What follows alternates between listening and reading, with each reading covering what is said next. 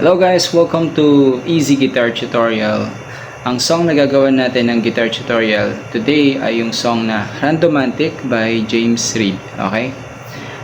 Pero bago natin simulan, kung bago ka lang sa akin channel, please subscribe and hit the notification bell icon and select all para updated kayo sa lahat ng bagong video na i-upload natin. Okay? So tara, simulan na natin guys. Mga chords natin para sa intro, instrumental at outro ay pare-parehas. Okay? Simulan natin sa intro guys. Ang mga chords natin para sa intro ay F major 7. So ayan. Sa F major 7, index mo dito sa second string, middle finger. Siya nga pala guys, ang bilang ng string ay first string, second string, third string, fourth, fifth string, sixth string. Mga boxes na yun, ang tawag dyan ay fret. First fret, second fret, third fret, fourth fret, and so on. Okay? So, tara, instrumental. Sa intro, sa instrumental, outro, pare-pares lang ng chords. Okay? F major 7. So, index dito, middle finger dito, ring finger dito. So, ayan. Second string, third string, and fourth string. Gets? Second string, third string, fourth string. And then, punta ka na ng E minor. So, sa E minor guys, index, middle finger mo dito sa second fret sa fifth string. Ring finger mo dito sa fourth fret. Fourth string pala, sorry. And then, punta ka ng D minor. So, sa D minor guys, index mo dito sa first string. Middle finger mo dito sa third string, ring finger mo dito sa second string. Ayan. And then C. So sa C, index mo dito sa second string, middle finger mo dito sa fourth string, ring finger mo dito sa fifth string, C. Okay? So yung mga chords natin para sa intro, instrumental at outro. Nga pala guys, ang strumming pattern natin ay mahati sa tatlo. Nilagyan ko ng mga symbol yung mga chords natin. So pag may nakita kayong percent sunod dun sa chord, ano siya, ang strumming pattern nun ay ganito. Halimbawa, yan sa F major 7, tong intro, diba? Nilagyan ko siya ng mga percent lahat para sa intro, instrumental, outro, diba? Percent lahat siya, no? So, ang strumming pattern natin pag percent ay down, down, up, up, down, down. Doon naman sa mga chord na makikita nyo na may asterisk symbol, ang strumming pattern nun ay down, down. So, dalawang down lang, no? Doon naman sa mga may plus symbol, sunod dun sa chord ay, ang strumming pattern nun ay up, up, down, down. Okay? So, nilagay ko naman sa screen, may kita nyo naman sa screen. Kita naman sa screen yung yung mga strumming pattern para dun sa mga ganong symbol na percent, asterisk, tsaka plus symbol. So, daan na tayo sa intro, punta na tayo sa verse. Okay? So, sa verse, mga chords natin dyan ay D minor. So, D minor ito. Index mo dito, middle finger mo dito, ring finger mo dito sa second string. And then punta ka ng G. So, pinky mo dito, ring finger mo dito, middle finger mo dito, index mo dito. G, and then C. So, index mo dito, middle finger mo dito, ito dito, naturo ko na yan. And then F major 7. Naturo ko na rin yan guys, okay? So, yung mga chords natin sa verse, 2 times mo lang gagawin yan. And ang strumming pattern yan, kung makikita nyo, puro percent siya. So, down, down, down, down, up, up, down, down. Okay? So, tara, lagyan na natin kagad siya ng lyrics yung ating verse game.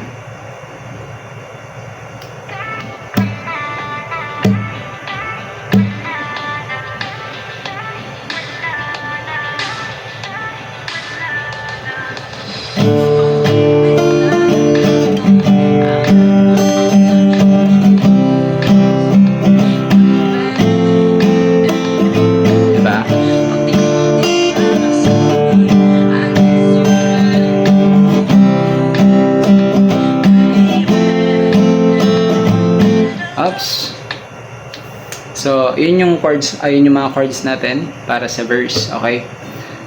After mo ng verse, punta ka ng pre-chorus. So, sa pre-chorus, sa mga chords mo doon ay D minor. So, turo ko na yan. Ito dito, ito dito, ito dito.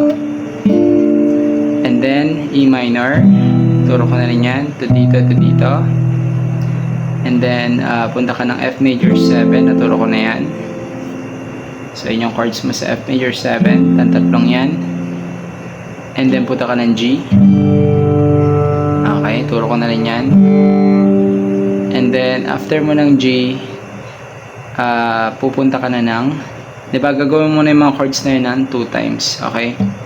So, after magawa ng 2 times, A minor ka na. So, A minor index mo dito. Sa second string, middle finger dito sa fourth, ring finger dito sa third string. Okay? And then, punta ka ng G. Turo ko na yan. And then, punta ka ng F major 7. Naturo ko na rin yan. And then, D minor. Turo ko na yan. And then, E minor, F major 7, at isang down na G. So, sa pre-chorus, nakikita nyo, nilagyan ko ng isang number 1. So, ibig sabihin, isang down lang yan. Okay? So, yun. So, practicein natin siya, no? So, D minor, may kita nyo may asterisk. So, dalawang down, no? 1, 2. And then, sa E minor, may plus sign. So, up, down, down. And then, F major 7. Balik ka. Down, down ulit. Kasi asterisk. And then, G. May plus sign. So, up, down, down. So, ganito siya, no?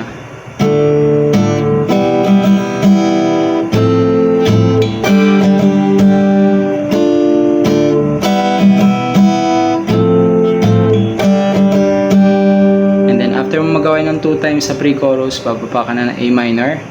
Ganun ulit. Dalawang down. So, down, down. So, sa G may plus symbol.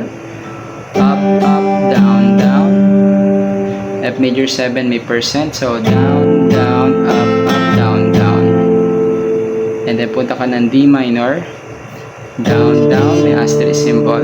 E minor, up, down, down. F major 7 ulit. Down, down, up, down, down. Kasi may percent. And isang bagsak na G. Kasi may number 1. So, kung bubuin mo siya, ganito siya.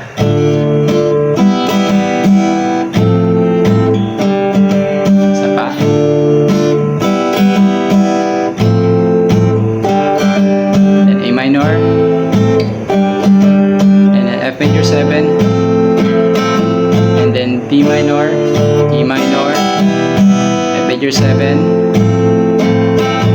isang bagsak na G. So, ganun siya, okay? So, lagyan na kagad natin siya ng lyrics game. Wait lang guys,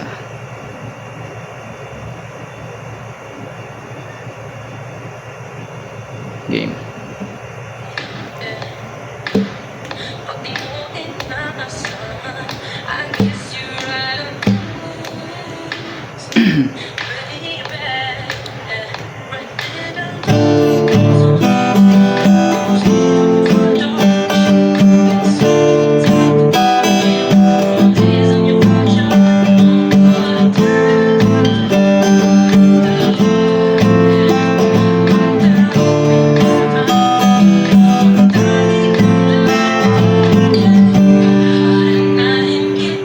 Ayun yung pre-chorus natin. And then, after mo nun, chorus ka na. So, sa chorus, guys, mga chords natin sa chorus ay F major 7, E minor, B minor, and then C. Naturo ko yung mga chords na yan, no? And then, punta ka ng F major 7 ulit, and then E minor, B minor. So, yung A, ganito lang yung A, guys. Tatlong chord. Sa isa second fret, pinky mo dito, ring finger mo dito. Yan, so ito second string, third string, ito fourth string, A. Okay? And then after magawa yan, punta ka ng D minor, E minor, F major 7, and then G. So makikita nyo sa chorus, F major 7, E minor, D minor C, F major 7, E minor, D minor A. Lahat sila may percent, no? Ibig sabihin, strumming pattern, down, down, up, up, down, down. And then, sunod D minor. So, asterisk siya. So, down, down, dalawang down. And then E minor, up, up, down, down. F major 7, down, down. And then G, up, up, down, down. So, yun yung ating strumming pattern. Ayun yung ating chorus. So, lagyan na kagad natin siya ng lyrics. Wait lang guys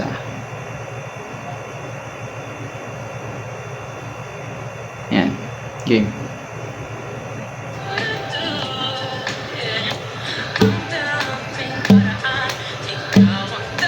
Dahilan, oh babe, kita saan man tayo magpunta, yung tipong pagkalala, o kaya bitawan ay masunda, just when you're coming to me, lala, I'm just trying to separate me. Yan. So yun yung ating chorus. After nun, instrumental na. So, instrumental, same lang siya ng chords ng ating intro. So, F major 7, E minor, E minor, C. Okay? And then, after mo nun, verse ka na, pre-chorus ka ulit, chorus ulit. Tapos, bridge na. Okay? So, sa bridge, guys, ang mga chords natin para sa bridge ay A minor, G. Okay, naturo ko na A minor, no? A minor. And then punta ka ng G, and then F major 7, B minor, E minor, F major 7, isang down na G. Okay, so A minor, kita nyo, down, down, kasi asterisk. G, up, up, down, down. F major 7, down, down, up, up, down, down, kasi percent. And then D minor, down, down, E minor, up, up, down, down. F major 7, down, down, up, up, down, down, isang bagsak na G. Okay, lagyan natin siya ng lyrics yung ating bridge. Wait lang guys.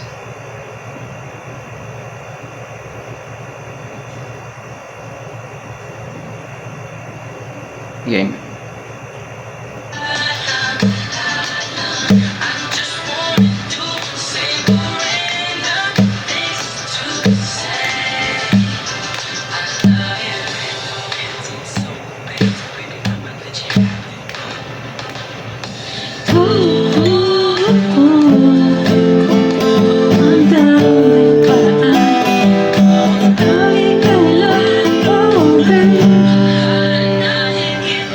So yun.